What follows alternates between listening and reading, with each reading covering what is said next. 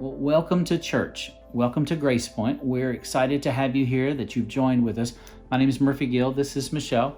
We have been here for, about 2 years now? About 2 years. And we love it. It's our church home. But we just want to welcome you. Next week, we're going to be starting a new series called Let Us Be, Embodying Our Values. This week, we're pretty excited about our speaker this week. Dr. Brian McLaren is going to be speaking. He's amazing. He has been influential in my life and a lot of people's lives. I know that Josh will introduce him a little bit more later on, but we're excited about that for today. Just want to give a quick little shout out to all of you that have chosen to join with us. We have tons of folks that are from right here in Nashville, and we're really excited about that. We also have people from all around the country, as well as many of you that are meeting with us virtually all around the world. And we're so excited about that. And we just want you to know that we really, really appreciate the fact that you have chosen to join with us today. If you haven't signed up to receive our weekly email communication yet, you can do that on the website at gracepoint.net/subscribe. Well, I hope that you enjoy the service today. So thank you so much for joining with us again, and we'll come back in just a little bit and bring some announcements to you. Welcome to Grace Point. We are a progressive Christian church. loving our community by gathering in our homes. Even as we practice social distancing, We're asking big questions about what it means to be human, what it means to love our neighbors, and what it means to follow Christ. We're cultivating a safe virtual space to deconstruct or reconstruct, to question and to grow. We are welcoming, affirming, and fully inclusive. Because who you are and who you love are celebrated here. While we may be physically apart from one another, we believe we're never truly alone. you are never alone. We're together in this. We're together in this. So even though we can't give you a hug just yet, We want you to know that you are beloved you are included. and you are affirmed. welcome to Grace Point. Welcome to Grace Point. welcome home. Welcome home. Welcome home.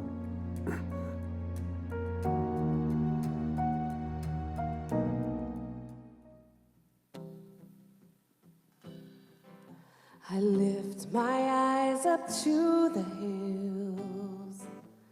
This my morning song, where my strength comes from. I lift my eyes up to the hills.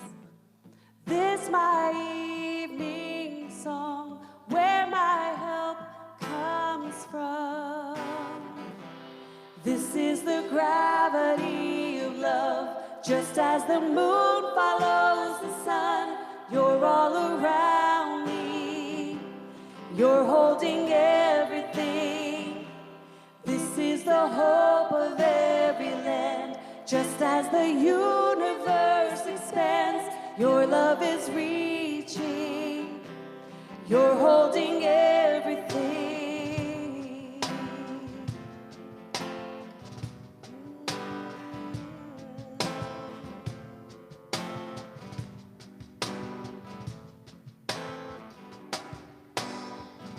We lift our eyes up to the hills. When will our help come? Lord, we cry, how long? We lift our eyes up to the hills. Even as we run, hope is chasing us. This is the gravity of love, just as the moon follows the sun. You're all around me, you're holding everything. Just as the hope of every land, just as the universe expands. Your love is reaching, you're holding everything. This is the gravity of love, just as the moon follows the sun. You're all around me, you're holding everything. This is the hope of every land, just as the universe expands. Your love is reaching, you're holding everything.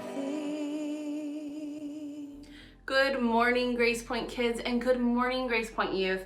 I hope each of you are doing really well. As our community continues to meet virtually, we host weekly opportunities for community connection, both for our Grace Point kids and Grace Point youth.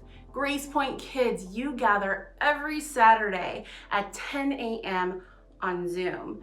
Grace Point youth, you hang out every Friday night at 6:30 p.m. on Discord. GPY, you also have the opportunity to connect throughout the week on Discord. For an invite to that platform, email me at lisa@gracepoint.net. GPY, your Sunday discussion guide will be shared this afternoon on Discord. GPY grown-ups, the discussion guide is also shared with you. It's shared on Facebook, Instagram, and also by email. GPK, as we enter into this season of awareness and expression of our gratitude, this week and for the next 4 weeks, we're going to begin exploring JL Creative's The Lord's Prayer curriculum. We're going to explore the Lord's Prayer found in both Matthew and Luke. We're going to compare the text. We're going to ask ourselves what this means to us today. And we're also going to encourage ourselves to work towards imagining and creating a world as it is in heaven. Throughout the month, we're also going to be mapping community resources. We're going to be expressing ourselves creatively. And we're also going to be practicing prayer in our own unique and beautiful ways. GPK grown-ups, you can find links to both our GPK Bitmoji gathering space as well as our principal guide in your email inbox, on Facebook, and also on Instagram. GPY and GPK grown-ups, if you would like to be included in our email list, email me at lisa@gracepoint.net. I would be happy to include you. All right, peace out, big air hugs, and so much love to each and every one of you. Good morning, Grace Point. We are here today to celebrate Ella's baptism. And baptism is a symbol of belonging. What that means is today we are celebrating that Ella has always belonged, that every breath she has ever taken, she has taken in the love and embrace of God. And Ella, do you want to celebrate that today? Then it is my joy to baptize you in the name of God and Christ and the Spirit.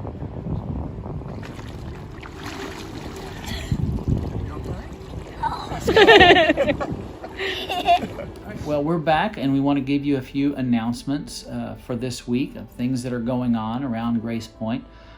First off, I want to encourage each of you. I know you know that the service starts at 10:45 on the YouTube channel that we have, but if you join at 10:30, you'll get an opportunity to, it's kind of like a virtual hangout, like coming into the church foyer and chatting with some friends.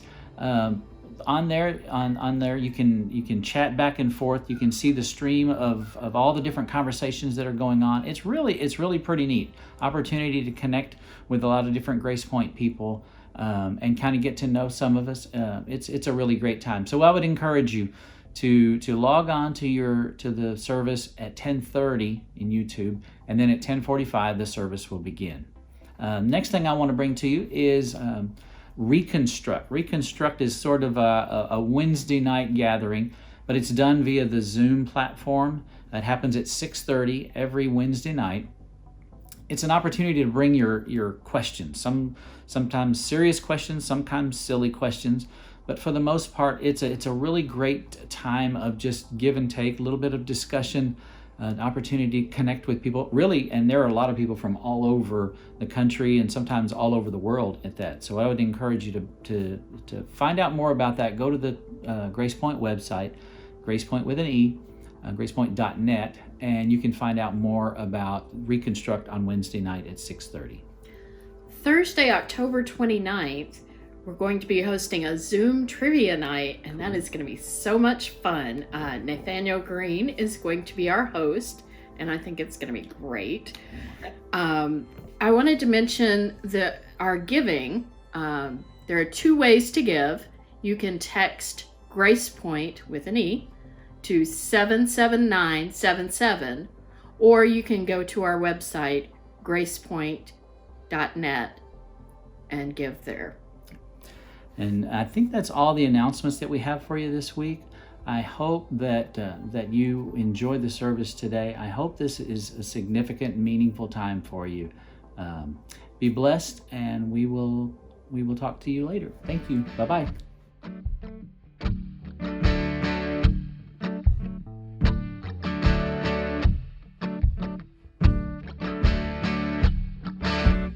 In the silence, tell me, can you hear the voices calling out of the disappeared? Broken spirits, dormant dreams. How much longer will justice sleep when a lawless heart is the voice we're hearing? We need freedom, freedom, freedom. How much longer till we sing a new song?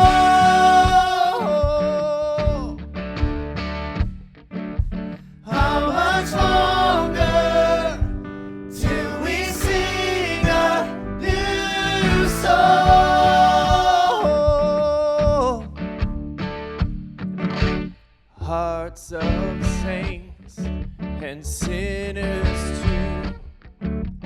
Both have walked away from the destined tomb. Call them back to sing as one, a song of freedom now, a song to overcome. When a lawless heart is the voice we're hearing, we need freedom, freedom, freedom. How much longer till we sing a new song?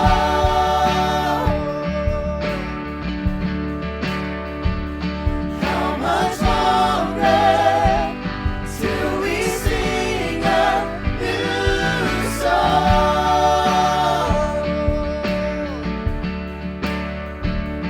Come on, brother, lay your weapons down, where the river of justice flows and all oppression drowns. It flows with life, love and truth. May the old be washed away and hearts be made anew.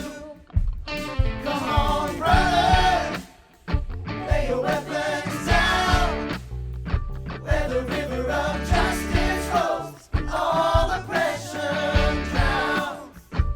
It flows with life, love and truth. May the old be washed away and hearts be made anew. When a lawless heart is the voice we're hearing, we need freedom. We need freedom. Freedom. Freedom. How much longer till we sing a new song?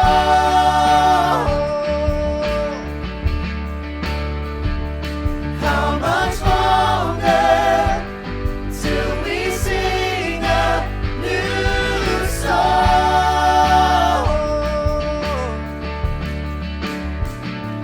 How much longer till we sing a new song?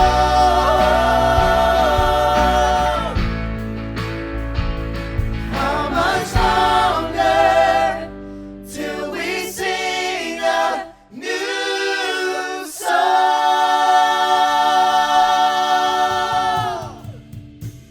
Good morning, Grace Point. We are so glad you're here today, especially if you're joining us for the very first time. Wherever you are in the world, we are so glad you're here and you found us on a really, really good day, because today we have a guest speaker, and I'm so excited to introduce him, although he really doesn't need much of an introduction. I'll give him one anyway. This morning we have Brian McLaren with us. Brian is an author. He's been a pastor. He's an activist, a theologian. He raises turtles. Brian is this incredible human being. And I have to say that in my own journey and development, Brian played a pivotal role. Way before I ever met him in person, way before I ever knew him, Brian was pastoring me from a distance through some of his earliest books, like The Church on the Other Side, or A Generous Orthodoxy, the new kind of Christian fiction series, or A New Kind of Christianity, where he sort of launches his vision for a Christian faith of the future. All of those played such a vital role in my own development, theologically, spiritually, and in so many ways, Brian is one of the reasons I'm still a Christian. And so I'm just thrilled to have him here today. A couple things about his work, if you're just jumping in. His most recent book is called The Galapagos Islands, A Spiritual Journey. And some of our own Grace Pointers actually went to the Galapagos Islands with Brian after this came out to be part of that experience. So you can get that. Or there's also, you can pre-order his next book anywhere online where you can pre-order such things. It's called Faith After Doubt, Why Your Beliefs Stop Working and What to Do About It. And that'll come out early next year. So today, Brian is going to be, actually, I said last week I was ending our series, but actually Brian is going to conclude our series on Bible stories for grown-ups today. And Brian's going to talk to us about the story of Esther. And I'll tell you, I have a sneak peek on this. I've seen this sermon, and it's absolutely profound and incredible. So I know you're going to enjoy it. I know it's going to speak to you. Thank you so much, Brian, for being here with us today. Hi, friends. My name is Brian McLaren. So glad to be with you this morning to talk to you about the biblical story of Esther. Esther is the only book in the Bible that doesn't mention God. I guess that's one reason why I like Esther so much. Frankly, I'm tired of so much God talk. I often think, poor God, your name gets used for everything. It's constantly being dragged through the muck. My friend Nadia Bolz-Weber suggests that that's actually what the second line of the Lord's Prayer means when we say, Our Father who art in heaven, hallowed be your name, meaning your name has been dragged through the mud, disgraced in 100 different ways. May your name be honored and revered as it should be. This is one of the attractions of the contemplative traditions of Christianity. In the contemplative Christian traditions, we're more modest in speaking of God and for God. We balance our God talk with reverent silence. We believe that our presence and our actions should do a lot more of the talking. In silence, we find some relief from all the God talk so that we can enter the God experience and God participation. For all these reasons and more, I think the book of Esther has special relevance for these times. The book of Esther begins with some political intrigue in the Persian Empire, something I know that we can hardly relate to these days. The book starts like this. This happened in the days of Ahasuerus, the same Ahasuerus who ruled over 127 provinces from India to Ethiopia. In those days, when King Ahasuerus sat on his royal throne in the citadel of Susa, in the third year of his reign, he gave a banquet for all his officials and ministers. The army of Persia and Media and the nobles and governors of the provinces were present, while he displayed the great wealth of his kingdom and the splendor and pomp of his majesty for many days, 180 days in all. Now, look, I know it's really hard to imagine a time when political leaders would boast of their wealth and power and all their gold-plated possessions. But that's how it was back in those ancient days. The story continues. When these days were completed, the king gave for all the people present in the citadel of Susa, both great and small, a banquet lasting for 7 days in the court of the garden of the king's palace. There were white cotton curtains and blue hangings tied with cords of fine linen and purple to silver rings and marble pillars. There were couches of gold and silver on a mosaic pavement of porphyry, marble, mother of pearl, and colored stones. Drinks were served in golden goblets of different kinds, and the royal wine was lavished according to the bounty of the king. Drinking was by flagons without restraint, for the king had given orders to all the officials of his palace to do as each one desired. Furthermore, Queen Vashti gave a banquet for the women in the palace of King Ahasuerus. So the king, his popularity ratings are high. He's giving out free wine by the flagons. He's telling people exactly what they want to hear. He's giving them exactly what especially the rich people want. And you might think, wow, Queen Vashti gave a banquet. She must have some power in this kingdom as well. A special banquet for the women. But watch what happens next. You'll see that Queen Vashti is really just a prop for the king's power. On the seventh day, when the king was merry with wine, he commanded Mehuman, Biztha, Harbona, Bigtha, and Abagtha, Zathar, and Carcass, the 7 eunuchs who attended him, to bring Queen Vashti before the king, wearing the royal crown, in order to show the peoples and the officials her beauty, for she was fair to behold. Now, you may never have heard those names before: Mehuman, Biztha, Harbona, Bigtha, Abagtha, Zethar, and Carcass. But eunuchs like these 7 play very importantly in this story. You might think of it like this. In the ancient world, kings and queens were always afraid that their closest confidants confidants might turn on them. For example, their top aides or officials might steal money since there was so much of it lying around, or they might participate in a plot to poison or kill the king or queen since there was always so much resentment by the hordes of people who were living in squalor and hunger while the court lived in luxury and ease. Or, since many kings in those days had large harems, some of their top officials might impregnate members of the harem, which would result in the king raising children who were not his own. So, with big risks like that, many ancient monarchs took young boys and castrated them. That way, the boys couldn't marry, and they would quite literally be married to their job for their whole lives. They had nowhere else to go, which made them all the more trustworthy by the royal family. Not only that, but to have a group of demasculinized men surrounding the king and fawning over him only served to make him seem even more macho and tough. And authoritarian leaders know they need to constantly look tough. And that's where things get interesting. The story continues. But Queen Vashti refused to come at the king's command, conveyed by the eunuchs. At this, the king was enraged, and his anger burned within him. Do you see what's going on here? Queen Vashti is sick and tired of being little more than a pretty prop for her husband. She decides to break from the whole patriarchal power system where men rule. And so the king does what any powerful person does. First, he gets angry, and second, he consults his lawyers.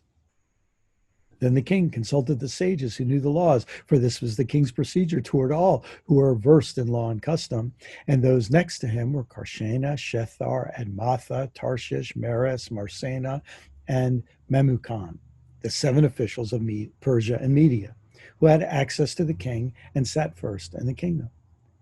Quote, according to the law, what is to be done to Queen Vashti because she has not performed the command of King Ahasuerus, conveyed by the eunuchs? So do you see what's happening here?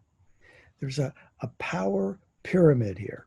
The king is on top, the supreme alpha male, and then his top beta male, so to speak. And then maybe we could say the gamma eunuch males under them. And only beneath that level would the queen have any power at all. Story continues. Then Memucan said, in the presence of the king and the officials, not only has Queen Vashti done wrong to the king, but also to all the officials and all the peoples who are in all the provinces of King Ahasuerus. For this deed of the queen will be made known to all women, causing them to look with contempt on their husbands, since they will say, King Ahasuerus commanded Queen Vashti to be brought before him, and she did not come. This very day, the noble ladies of Persia and Media, who have heard of the queen's behavior, will rebel against the king's officials, and there will be no end of contempt and wrath. Now, there is a powerful political and social insight here. The pyramids of power that seem so intimidating are actually filled with insecurity. If anyone in the chain of command breaks with protocol, the insecure potentate at the top is afraid the whole thing will crumble, and so he has to respond with crushing revenge. Otherwise, the whole system of fear and subordination will fall apart. So the king's lawyers and fixers tell him what he needs to do to expel Queen Vashti from the royal harem and find some nice, quiet, submissive girl to replace her. Here's their official report. If it pleases the king, let a royal order go out from him, and let it be written among the laws of the Persians and the Medes, so that it may not be altered, that Vashti is never again to come before King Ahasuerus. And let the king give her royal position to another who is better than she. So when the decree made by the king is proclaimed throughout all his kingdom, vast as it is, all women will give honor to their husbands, high and low alike. This advice pleased the king and the officials, and the king did as Memucan proposed. He sent letters to all the royal provinces, to every province in its own script, and to every people in its own language, declaring that every man should be the master in his own house. You see it? All kinds of diversity is now going to be reined in through the same kind of hierarchy. Men over women, kings over nobles, nobles over commoners. The hierarchy will be maintained. So you might say that the book of Esther begins with a feminist movement headed by Queen Vashti, which is then crushed brutally by the patriarchal establishment, and the old order is reimposed. King Ahasuerus is really angry for a while, but then he organizes a beauty pageant. You can't make this stuff up, people. So he can check out all the prettiest young women in the empire. After he samples the prettiest of the pretty, he elevates one young woman named Esther to fill Vashti's position. Now, Esther, it turns out, is a member of the Jewish minority in Persia. When her parents died, she was adopted by her uncle Mordecai. Knowing how prejudice worked, Mordecai counseled Esther, keep your Jewish identity a secret.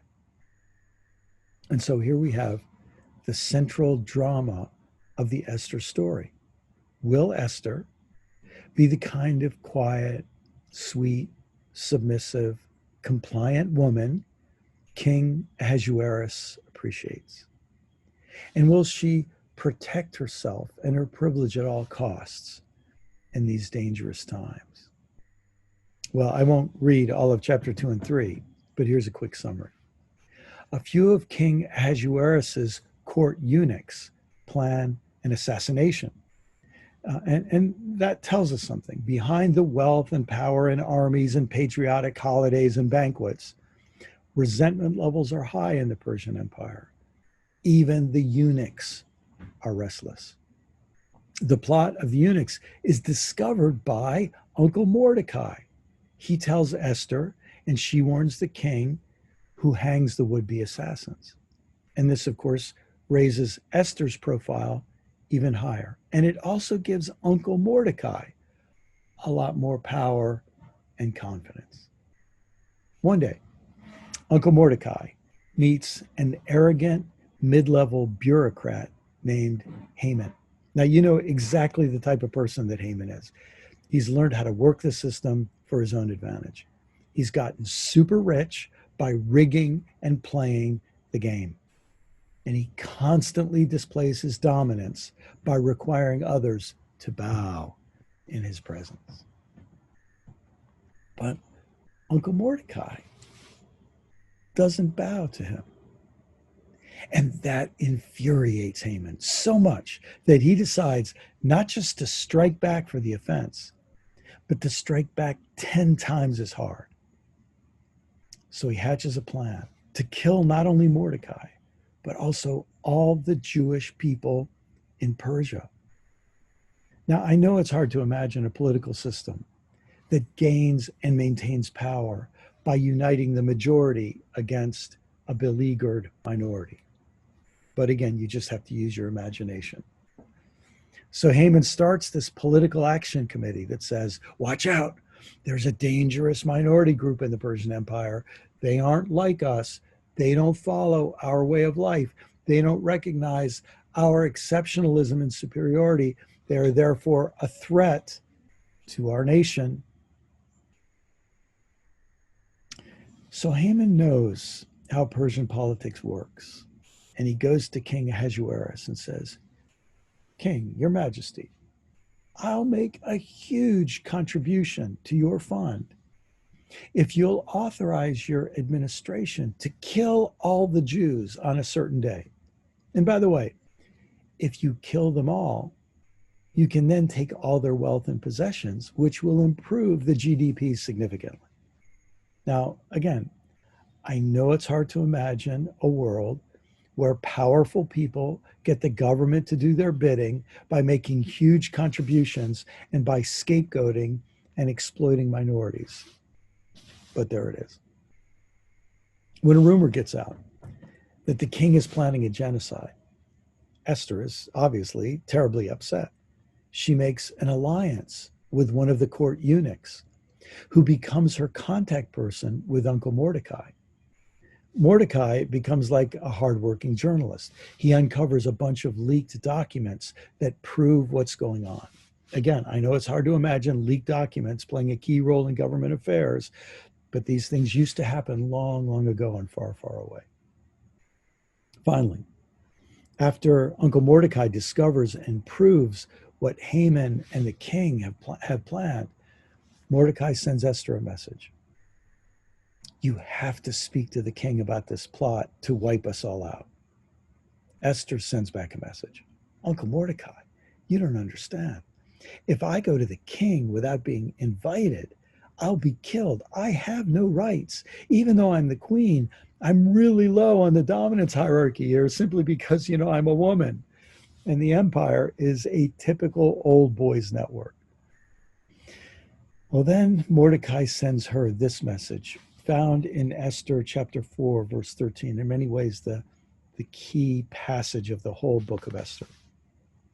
Do not think that in the king's palace you will escape any more than all the other Jews. For if you keep silence at such a time as this, relief and deliverance will rise for the Jews from another quarter. But you and your father's family will perish. Who knows? Perhaps you have come to royal dignity for just such a time as this. Now, I love Uncle Mordecai's wisdom here. He says, listen, Esther, if they come for the Jews, they're coming for you too. Why miss the chance to be a player in history? Who knows? Perhaps you have come to royal dignity for just such a time as this. Silence would be compliance. Silence would be complicity. Don't throw away your shot. Now, I know it's almost impossible to relate to a story like this, a situation where you have some privilege, where you have a share of power, where you have a voice, or maybe even a vote. And if you use your privilege and power and raise your voice, you might get in trouble. So you're just tempted to play it safe and be quiet. Well, Esther sends this reply to Uncle Mordecai. Go, gather all the Jews to be found in Susa, the capital city. Hold a fast on my behalf, and neither eat nor drink for 3 days, night or day. I and my maids will also fast as you do. After that, I will go to the king, though it is against the law. And if I perish, I perish. So you see what Esther's saying. I'm going to put my skin in the game. I'm going to risk everything by being a whistleblower about government corruption and wrongdoing. I'm going to engage in civil disobedience to expose this horrible crime that's being planned by our government, by top officials in our government, including the king. But look, give me 3 days to prepare, and you fast and pray with me. I'm not sure I'm going to survive this, but I'd rather die than be just another pretty face the king uses to beautify his corrupt and violent regime. So Esther developed a really sophisticated multi-step plan. And you can read about it on your own in chapters 5 through 10 of the book of Esther. But the bottom line is this: the evil and violence that Haman planned for the Jews actually happened to him. It all backfired on him.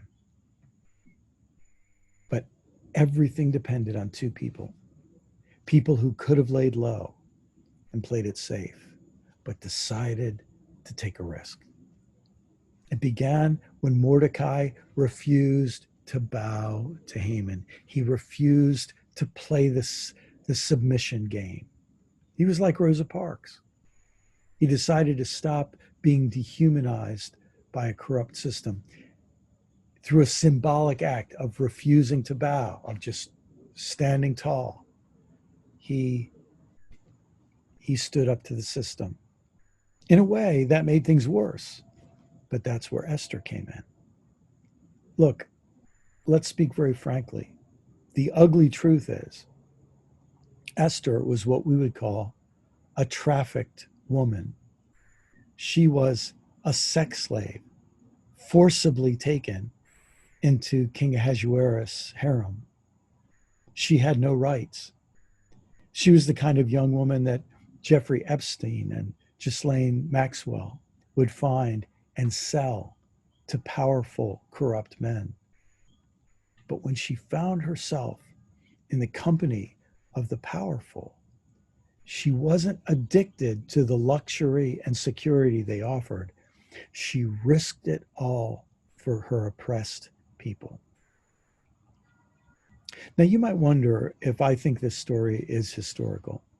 I mean, perhaps there was some historical seed to the story, but to me, this story has all the marks of a cleverly structured work of fiction. But whether it's nonfiction or fiction or a mixture of the two, its three-part message is the same. And I'd like to try to articulate that three-part message as I close this morning.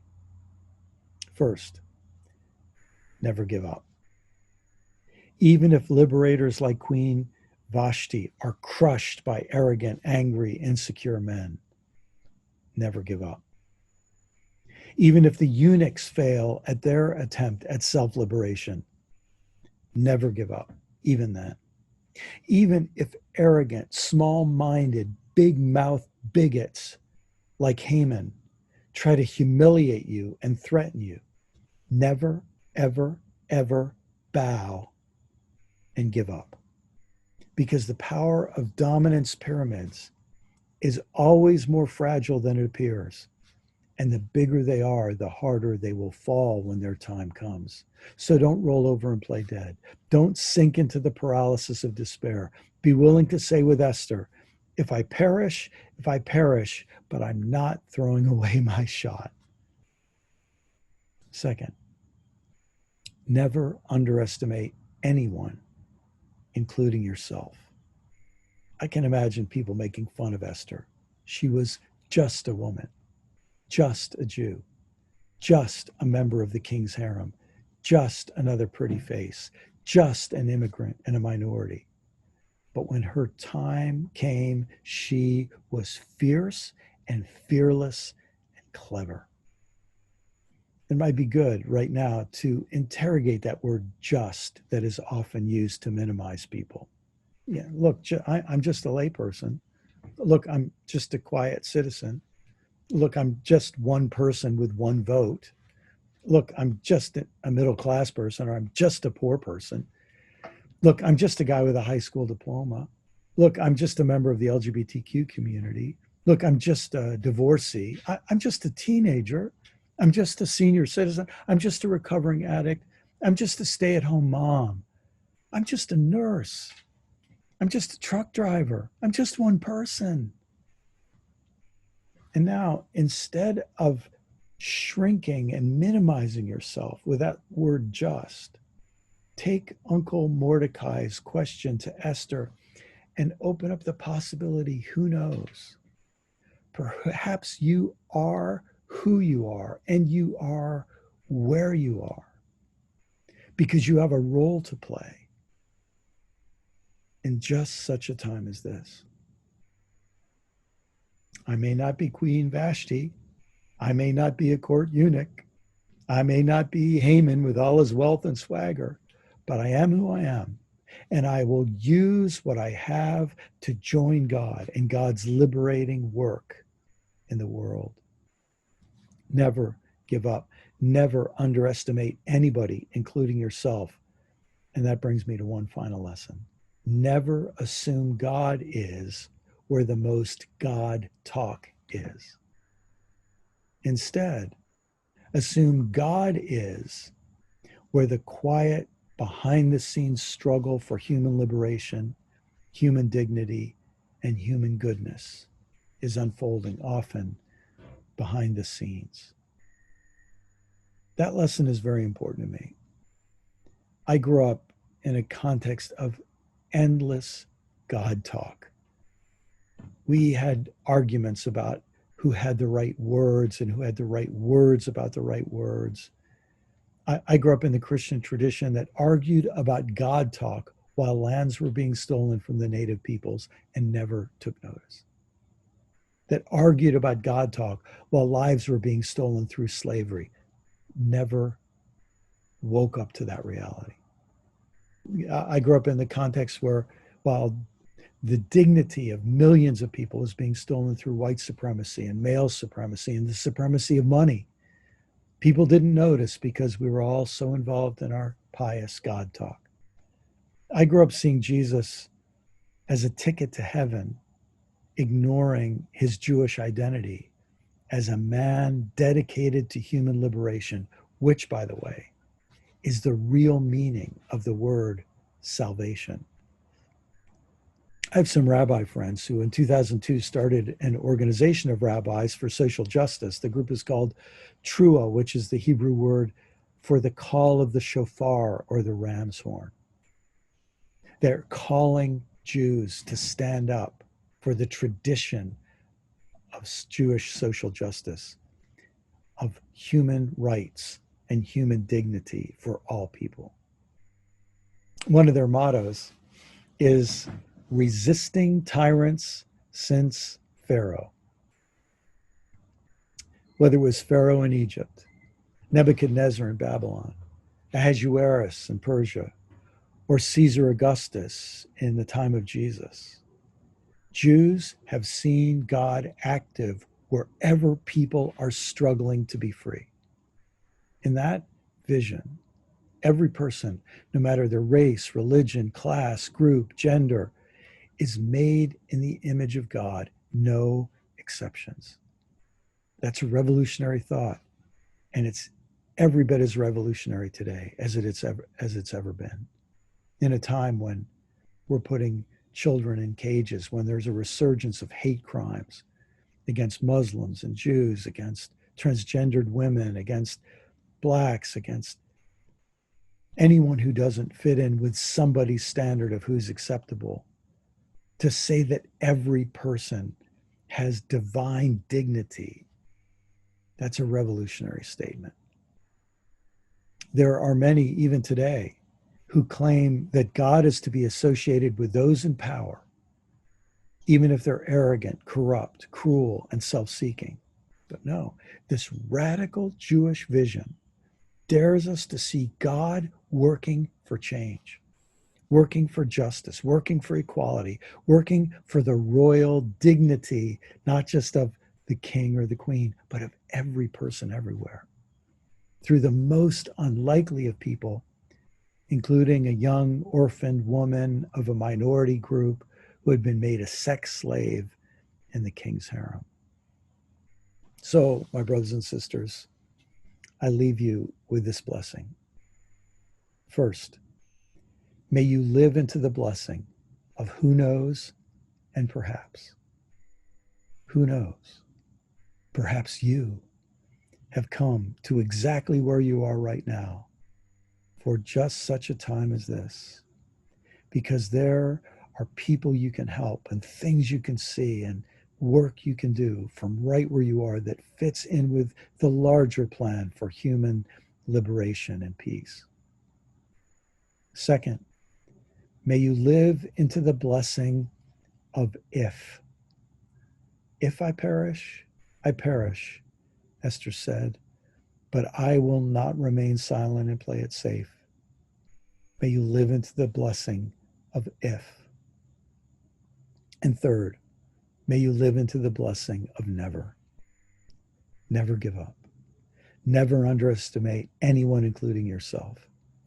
And never doubt that God is active, even if God is not mentioned, that God is active in the struggle for human liberation, dignity, goodness, and peace.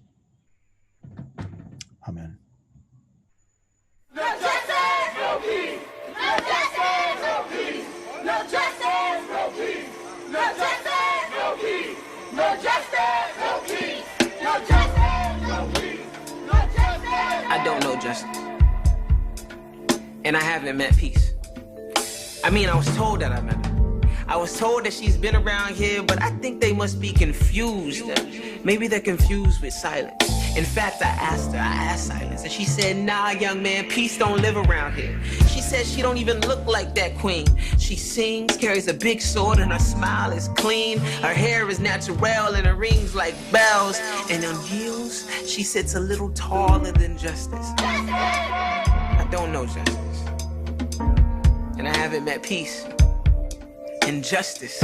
She said just his arms are long and his embrace is strong, and you can hear every step he takes. No, not every step he asks for, every step he takes. No, not every step that is given, every step he takes. She said, Royce, go back and tell them they got me wrong.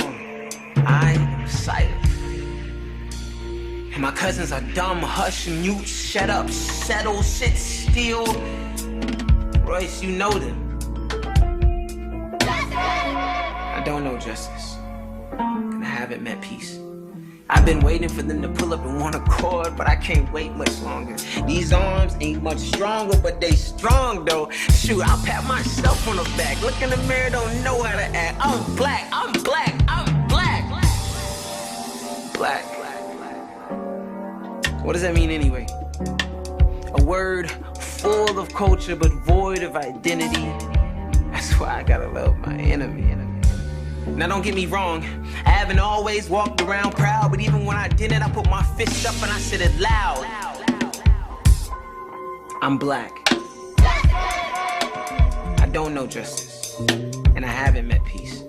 And I can't help but wonder how it feels if I could say it with peace and justice whipping in that one accord. I wanna know him. I wanna see him, I wanna talk to him. I wanna kick it with the same folks that they roll with, like freedom and liberty and opportunity. I wanna breathe, not inhale, but inhale, exhale, inhale. Now you said it, and I'm flattered. You even used the hashtag Black Lives Matter. But when Yeshua left the many for the one, I knew my Black Life mattered before the hashtag was relevant. My skin is heaven sent. But I don't know justice. And I haven't met peace. I wish I could walk away from this microphone telling you that I met him, but I can't.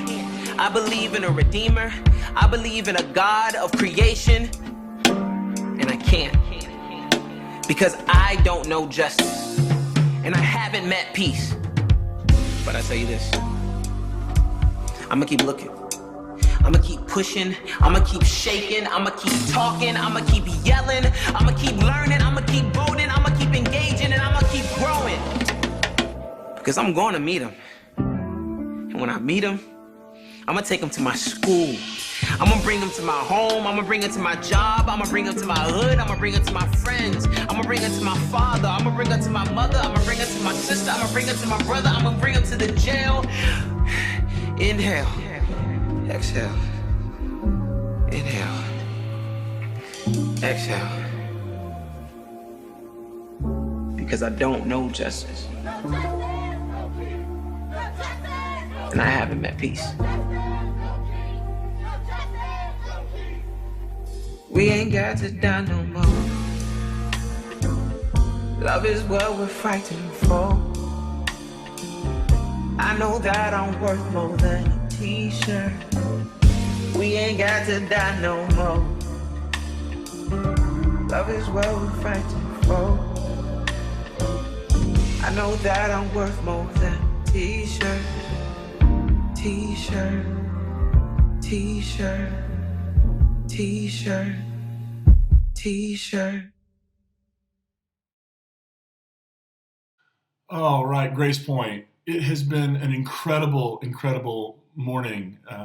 Another incredible gathering. We're so glad that you were here to be a part of it.